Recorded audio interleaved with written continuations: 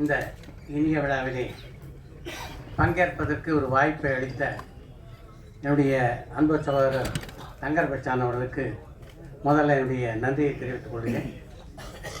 இந்த திரைப்படத்தை பற்றிய செய்திகளை உலகம் முழுவதும் எடுத்து செல்ல இருக்கின்ற ஊடக நண்பர்களுக்கு என்னுடைய இனிய மாலை வணக்கம். மேடையில் நிறைய பேர் இருக்காங்க. இதில் பல பேர் மிகச்சிறப்பாக பேசக்கூடியவர்கள். இவங்க எல்லாருடைய பேரையும் நான் சொன்னால் அதுக்கே டைம் கம்மியாகிடும். அதனால் மேடையில் இருக்கின்ற அனைவருக்கும் என்னுடைய இதயபூர்வமான வணக்கங்களை தெரிவித்துக் கொள்கிறேன். வணக்கம். பொதுவாக இந்த டீசர்ட்லாம் பார்த்துருப்பீங்க, பாடலை பார்த்தீங்க. பார்க்கும்போது ஒரு பானை சோறுக்கு ஒரு சோறு பதம் எந்த அளவுக்கு சிறப்பாக இருக்குது அப்படின்றத நீங்கள் தெரிஞ்சிருப்பீங்க. ஆனால் ஒரு பானையும் ருசிக்கக்கூடிய வாய்ப்பு சீமானுக்கும் எனக்கும் அன்பு நண்பர் சிநேகனுக்கும் கிடைச்சது. நேற்று ஒரு புதுமுக இயக்குனர் தன்னுடைய படைப்பில் இந்த அளவுக்கு ஒரு நேர்மையான படைப்பாக தன்னுடைய படைப்பு இருக்கணும் அப்படின்னு நினைக்கிறதே மிகப்பெரிய விஷயம். அந்த விஷயத்தில் சிவபிரகாஷ் இயக்குனர் அவர்களை நிச்சயமாக பாராட்டியாக வேண்டும். அவர் இப்படியெல்லாம் சிந்திச்சதில் ஆச்சரியப்படுறதுக்கு ஒன்றும் இல்லை. ஏன்னா இது ஒரு மிக சீரியஸான படம். அதனால் சிவபிரகாஷும் சீரியஸாக தான் இருப்பார் அப்படின்னு நினச்சேன் நான். ஆனால் அவர் ஒரு சின்ன குறும்புக்காரர் அப்படின்றது இந்த படத்துடைய டைட்டில் பார்க்கும்போது எனக்கு தெரியுது. தங்கர் பச்சானுடைய மகனான விஜித் பச்சானை கதாநாயகனாக அறிமுகம் செய்தவர் அவங்க அப்பாவுடைய குணத்தை படத்தினுடைய டைட்டிலாக வச்சுருக்கார். பேரன்பும் பெருங்கோபம் கொண்டவர் தான் தங்கர் பச்சான். அவரோடு நல்லா நெருங்கி பழகி வருது. அவரை பொறுத்த வரைக்கும் அன்பு காட்டுறதுலேயும் அவருக்கு நிகர் அவர் தான். கோபம்னாலும் இதே இந்த அரங்கிலேயே கூட பலமுறை அவர் வெடித்து சிதறியதெல்லாம் நீங்கள் பார்த்துருப்பீங்க. அந்த மாதிரி கோபத்தை காட்டக்கூடிய ஆக்சுவலாக விஜித் பச்சானை தங்கர் பச்சான் தான் அறிமுகப்படுத்துவதாக இருந்தார் அவர் ஒரு படத்தில். ஆனால் காலம் அதை மாற்றி இந்த படத்திலே அவர் அறிமுகம் செய்ய வைத்திருக்கிறது. அதுவே விஜித் பச்சானுடைய முதல் வெற்றியாக நான் பார்க்கிறேன். ஒரு புதுமுக நடிகருக்கு இப்படிப்பட்ட ஒரு கதாபாத்திரத்தில் நடிக்கக்கூடிய வாய்ப்பு அமையிறது இருக்குல்ல, அது ரொம்ப பெரிய விஷயம். அந்த வாய்ப்பை மிகச்சரியாக பயன்படுத்தி கொண்டிருக்கிறார் தங்கர் பச்சானுடைய அருந்தவ புதல்வர். ஏன்னா இது மாதிரி படத்தில் தான் முதல் படத்துக்கே ஒரு கடுமையான உழைப்பு தேவைப்பட்டது. இந்த படத்தில் அதை முழுமையாக அவர் செலுத்தியிருக்காரு. அதே மாதிரி இந்த படத்தில் கதாநாயகன் நடித்த ஷாலியும் மிகச்சிறப்பாக நடிச்சிருக்காங்க. ஏன்னா இந்த புதுமுக நடிகர்களை பொறுத்த வரைக்கும் முக்கியமான விஷயம் என்னென்னா, இந்த கதாபாத்திரம் இருக்க அது உங்களை ஈர்க்க வேண்டும். அப்போ தான் இந்த புதுமுகங்கள் உங்களுடைய மனதிலே பதிவார். இப்போ பாண்டியனை மண்வாசனை படத்தில் பாரதி ராஜா ஒப்பந்தம் செய்த போது நான் எந்த அளவு மறந்து போனேன் அப்படின்றத பற்றி இங்கே இருக்கிற பத்திரிகை நம்மளுக்குலாம் நல்லா தெரியும். ஏன்னா அதை பற்றி நான் பல முறை பேசியிருக்கேன். அதனால் திரும்ப அதை பேச விரும்புகிறேன். ஏன்னா ஒரு வளையல் கடையில் இருந்த பையன் பாண்டியன் தடால் ஒரு முறை பார்க்குறாரு. பார்த்த உடனே இந்த பையனை கதாநாயகனை போடுறான்றார். அதுதான் இப்படி முதல் படம். யோசிச்சு பாருங்கள். தொடர்ந்து படங்கள்லாம் எடுக்கணுன்ற கனவெல்லாம் போயிடுமோ அப்படின்னு நினச்சேன் நான். ஆனால் அப்படிப்பட்ட பாண்டியன் அதற்கு பின்னாலே 85 படங்களிலே கதாநாயகன் நடித்தார் என்றால் அதற்கு முக்கியமான காரணம் அந்த படத்தில் பாண்டியன் ஏற்றிருந்த வீரன் என்ற கதாபாத்திரம். அந்த வீரன் அப்படியே ஜனங்க மத்தியில் போய் பளிச்சுன்னு ஒட்டிக்கிட்டார். அதன் காரணமாக தான் பாண்டியன் அந்த அளவுக்கு வெற்றி பெற முடிந்தது. அப்படிப்பட்ட ஒரு கதாபாத்திரத்தை இந்த படத்தில் விஜய் பச்சனுக்கு உருவாக்கி கொடுத்திருக்கிறார் இந்த படத்தில் இயக்குனர். அதுதான் முக்கியமான விஷயம். இது எல்லாத்துக்கும் மேலே இந்த படத்துக்கு யார் இருந்தால் சரியாக இருக்கும் அப்படின்ட்டு மிக சரியாக நல்ல நல்ல நடிகர்களை தேர்ந்தெடுத்து போட்டிருக்காரு. ஒரு பக்கம் மைங்கோப்பி, இன்னொரு பக்கம் அருள்தாஸ் என்று என்னுடைய நண்பர்கள் பல பேர் இந்த படத்தில் ரொம்ப சிறப்பாக செஞ்சுருக்காங்க. எல்லாவற்றுக்கும் மேலாக தன்னுடைய குருநாதரை போலவே இளையராஜாவை இந்த படத்துக்கு கொண்டு வந்தார் பாருங்கள். அது இன்னொரு புத்திசாலித்தனமான செய்தி. அவர் இளையராஜா ஒரு படத்துக்கு எப்படி உயிரூட்டுவார் அப்படின்றத காலமாக நம்ம எல்லாரும் பார்த்துட்ருக்கோம். அந்த பணியை இந்த படத்திலையும் அவர் செய்திருக்கிறார். நிறைவான படமாக வந்திருக்கு. உங்கள் அனைவருக்கும் என்னுடைய இதயபூர்வமான வாழ்த்துக்களை பதிவு செய்து விடைபெறுகிறேன். நன்றி, வணக்கம். மேடையில் இருக்கின்ற நண்பர்களே, என் தம்பிகளே, உறவினர்களே, குறிப்பாக தலைவர்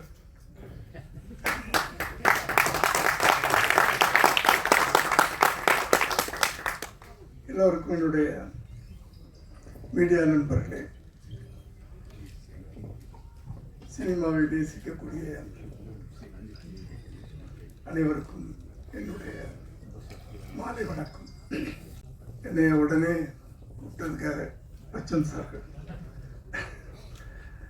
நான் 2 வருஷமாச்சு ஈவினிங்கில் எந்த ஃபங்க்ஷன்லையும் கலந்துக்கிறதில்ல. கலந்துக்கணும்னு ஆசை எல்லா நிகழ்ச்சியிலையும். பட் ஒரு வயசுக்கு மரியாதை கொடுக்குறேன்ல, அதை நான் கொடுத்துக்கிட்டு அடக்க ஒடுக்கமாக ஒரு 6 மணி ஆச்சுன்னா வீட்டுக்குள்ளே போய் அடைஞ்சிடறேன். 7 மணிக்கெலாம் டின்னரை முடிச்சுட்டு அப்படியே சினிமா 7:30 மணிலேருந்து 9 மணி வரைக்கும் ஏதாவது ஒரு சினிமாவை பார்த்துட்டு அழகாக 9 மணிக்கு. அதனால் நான் எங்கேயுமே ஈவினிங்கில் அதை நான் சொன்னேன், வந்தால் நடுவில் போகக்கூடாது, அது சபை நாகரிகம் இல்லை. பெரியவங்களாம் இருக்கும்போது நான் பாட்டுக்கு பேசிட்டு போனேன்னா நல்லா இருக்காது.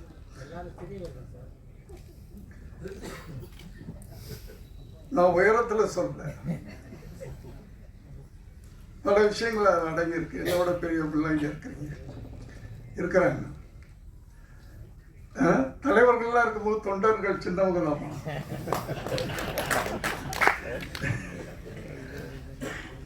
இல்லையா?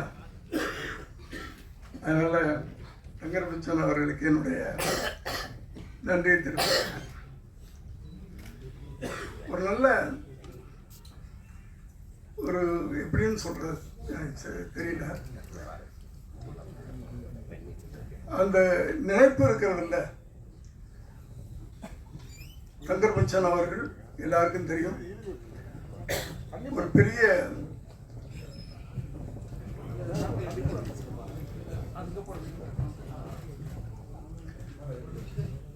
பெரிய இயக்குனர். பல காவியங்களை தமிழ் திரையுலகத்துக்கும் தமிழ் மக்களுக்கும் கொடுத்தவர். ஏன்னா அவர் படங்கள் திரைப்படங்களாக நான் பார்த்ததில்லை, ஒரு காவியங்களாக தான் இருக்கும். அப்படிப்பட்ட ஒரு சிறந்த இயக்குனர் தன் மகனை அறிமுகப்படுத்தணும் அப்படின்னு நினைக்கும் போது, ஒரு இளைஞனை ஒரு தகப்பை நடிகனாக அறிமுகப்படுத்தணும். ஏன் இவ்வளவு பெரிய நடிகர் அதை செய்யலை? அங்கேதான் அவருடைய புத்திசாலித்தனம். தப்பாக எடுத்துக்காதீங்க, இங்கே அதில் நிறைய அடங்கி இருக்கிறது. ஒரு பிள்ளைய செதுக்கணும்னா சாதாரண விஷயம் இல்லை. அதை இன்னொரு இளைஞன்ட்ட கொடுத்துருக்கீங்க பார்த்தீங்களா, அங்கேதான் நீங்க செதுக்க ஆரம்பிச்சிட்டீங்க. நான் கூட அதான் நினைச்சேன், நடக்கல. என் மகன் விஜய் அவர்கள் நடிக்கணும்னு சொன்னப்போ அவரை ஃபோட்டோ ஷூட் எடுத்துட்டு, நான் இப்போ பிஸியாக நைட்டியில் பல மொழிகளில் அவ்வளவு இதாக இருக்கும்போது நானும் அப்படித்தான் நினச்சேன், நம்மளே நம்ம பிள்ளையை அறிமுகப்படுத்தினா நல்லா இருக்காது. அதில் பல சிக்கல்கள் இருக்கு அப்படின்னு ஃபோட்டோ ஷூட் எடுத்துட்டு அந்த ஆல்பத்தை கையில் வச்சுக்கிட்டு எத்தனையோ இயக்குநர்கிட்ட போயிட்டேன். நான் ப்ரொடியூஸ் பண்ணுறேன், எவ்வளோ வேணாலும் செலவு பண்ணுறேன், இவனை நீங்கள் டைரக்ட் பண்ணணும் அப்படின்னு பல இயக்குநர்கள்ட்ட போனேன். யாருமே, பல தயாரிப்பாளர்கிட்டலாம் போனேன். அப்போதான் கடைசியாக போய் நானும் என் மனைவியும் ஆர்பி சௌத்ரி சார்கிட்ட போகிறோம். ஏன்னா அவர் புது புது டெக்னீஷியன்லாம் உருவாக்குறவர், தைரியமாக. அவர்கிட்ட போய் இதே வார்த்தை நானும் என் மனைவியும் போய் கேட்குறோம். அப்போ தான் அவர் சொன்னாரே, நீ தான் பெரிய டைரக்டர் வச்சியா, நீயே அங்கேயும் இங்கே அழைச்சிட்டு இருக்க, நீயே அவனை வச்சு படம் எடுங்க அப்படின்னு சொன்னார்.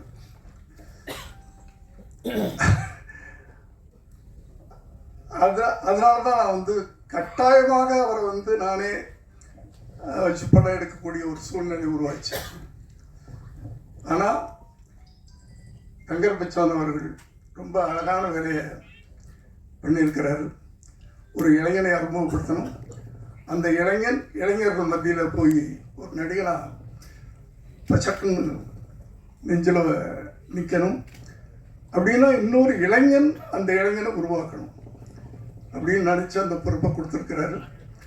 அவர்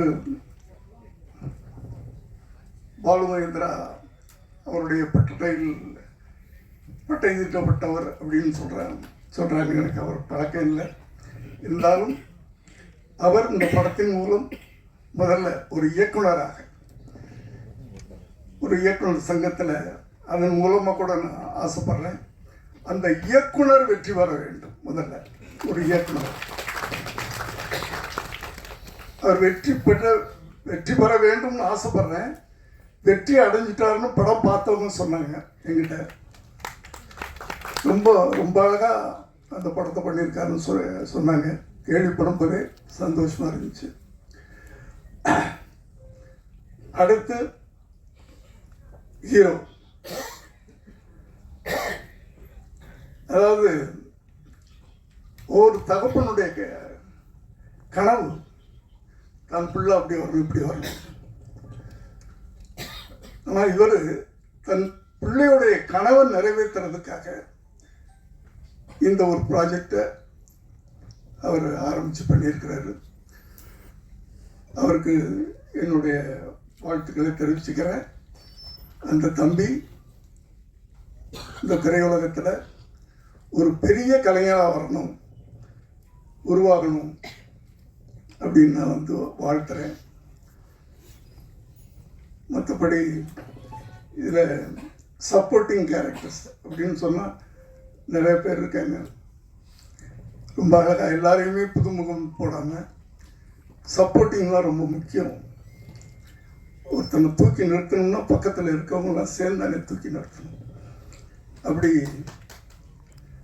ஒரு கனமான கதாபாத்திரங்களை மையப்படுத்தி அப்படி அதை ஏற்று நடிக்கக்கூடிய சிறந்த நடிகர்களெல்லாம் கூட நடிக்க வச்சிருக்கிறாரு. எல்லோருக்கும் என்னுடைய வாழ்த்துக்கள். பேரன்பும் பெருங்கோபம், அதுலேயே வந்து கதை அன்பு காட்டுறவனுக்கு நான் அடிமையாக இருப்பேன், அடக்க நினைச்சா என் கோபத்தை யாராலும் அடக்க முடியாது. அதுதானே கரெக்ட் தானே? கதையே சொல்லிட்டார் அந்த டைட்டில். என்னுடைய ஃபார்முலா தான், என்னுடைய ஃபார்முலா, என்னுடைய குணாதிசயம். நாங்கள்லாம் வந்து ஒரே குணாதிசயங்கள் கொண்டாடுறோம். அன்புக்கு அடிமையாக இருப்போம், அடக்கணும்னு நினச்சா அவ்வளோதான். எங்கள் கோபத்தை எங்களாலே அடக்க முடியாது இல்லையா? அப்படியே இருந்தால் அப்படியே ஜீவிச்சிட்டோம். அது ஒரு விஷயம். ஸோ இந்த படக்குழுவினரையும் சம்பந்தப்பட்ட அத்தனை பேரையும் நான் மனதார வாழ்த்துறேன். இந்த படம் ஒரு பெரிய வெற்றி அடையணும். ஏன்னா சின்ன படங்கள் தான், சிறு முதலீட்டு படங்கள் தான் ஓடணும். அதுக்கு என்ன பண்ணுறதுன்னு தான் தெரியாமல் தவிச்சுக்கிட்டு இருக்கோம். திரையுலகமே திகைச்சு போய் நின்றுக்கிட்டு இருக்கு. அதுலேயும் ஒரு மெசேஜ், நீங்கள் தங்கர் பச்சான் சார் எடுத்துக்கிட்டிங்கன்னா அவருடைய படங்கள்லாம் ஆணித்தரமான ஒரு அழகான ஒரு செய்தியை சொல்கிறார். மெசேஜ் சும்மா எடுத்துட மாட்டார். கத்தி ரத்தம் விட்டு குத்து, அது அவர் தெரியாது. காவியங்கள், அவர் இந்த படத்தை வழங்குறாரு அப்படின்னு சொன்னால் அதுவும் ஒரு காவியமாகத்தான் இருக்கும் அப்படின்னு நான் நம்புறேன். நான்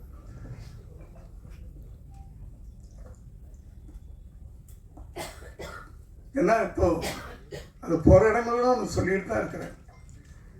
வருகின்ற எழுத்தாளர்கள், இளைய தலைமுறை எழுத்தாளர்கள், இயக்குநர்கள், அவர்களுக்கு ஒரு பொறுப்புணர்ச்சி வேணும்னு சொல்லிக்கிட்டே இருக்கிறேன்.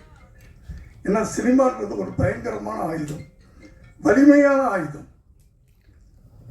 சினிமா வந்து சொசைட்டியில் அவ்வளோ பெரிய தாக்கத்தை ஏற்படுத்துது. அதை ரொம்ப ஜாக்கிரதையாக கவனமாக நம்ம கையாளணும். ஆனால் இப்போலாம் வந்து படம் ஓடணும், அதுக்கு என்ன பண்ணணும்னு பார்க்குறாங்களே தவிர அதில் என்ன நம்ம செய்தி சொல்கிறோம், மக்களுக்கு என்ன சொல்கிறோம் அப்படின்றது இல்லை. அந்த படம் போடணும், என்ன கதை அதெல்லாம் கேட்காதீங்க அப்படின்னு வர்ற இளைஞர்கள் எல்லாரும் இல்லை, ஒரு சிலர் அவங்களுக்கு அந்த பொறுப்புணர்வு வேணும். நீங்கள் சினிமா மூலமாக என்ன சொல்கிறீங்க மக்களுக்கு, ஜனங்களுக்கு என்ன சொல்கிறோம்? சும்மா காசு சம்பாதிக்கிறது மட்டும்தான் சினிமா. இப்போ அதுவும் சம்பாதிக்க முடிய மாட்டேங்குது, அது வேற விஷயம். அதான் விட்டுக்கிட்டு இருக்காங்க. இது இயக்குநர்களுக்கும் இருக்கணும் அந்த அக்கறை, நடிகர்களுக்கும் இருக்கணும், டெக்னீஷியன் அத்தனை பேருக்கு இருக்கணும். ஒரு படத்தை உருவாக்கும் போது அந்த படம் மூலமாக ஜனங்களுக்கு நம்ம என்ன சொல்கிறோம் அப்படின்றது ரொம்ப முக்கியமான விஷயம். இதை நான் ஒவ்வொரு மேடை கிடைக்கும் போதெல்லாம் இதை நான் அழுத்தி சொல்லிட்டு இருக்கிறேன். ஆகவே குறிப்பாக நான் யாரையும் சொல்லலை, எந்த நடிகரையும் சொல்லலை, குறிப்பாக எந்த இயக்குனரையும் சொல்லலை, எந்த எழுத்தாளரையும் சொல்லலை. வருகின்ற இளைஞர்கள் சமுதாயத்தை மாற்றுங்கள். உங்கள் கையில் ஒரு வலிமையான ஆயுதம், சினிமா என்ற ஆயுதம் கிடைத்திருக்கிறது. அந்த ஆயுதத்தை கவனமாக நீங்கள் பயன்படுத்தணும்னு கேட்டு இந்த படம் மிகப்பெரிய வெற்றி பெறணும் வாழ்த்தி விடைபெறுகிறேன். நன்றி.